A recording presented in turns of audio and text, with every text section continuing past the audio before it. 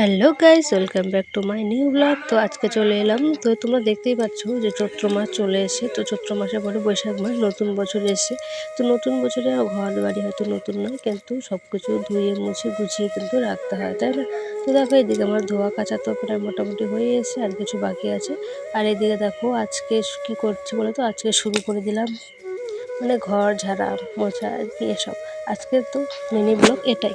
তো চলো, দেরি না করে দেখতে থাকো পুরো ব্লগটা। আমি আর কাজ আর বলো তো কি, আমার এই ঘরটা না, এই ঘরটাতে আমি থাকি, আর এই ঘরটা আমার কাঁচা। এই ঘরটা কাঁচার নতুন একটা ঘর দিয়েছে, ওটা হচ্ছে পাকা ঘর, ঠিক আছে? ওখানে আমার দেওয়ার থাকবে। তো আমাদের ঘরটা মানে ভাঙলে খুব মানে অনেক খরচা হয়ে যাবে, সেজন্য আমাদের ঘরটা ভাঙতে একটু লেট করবে।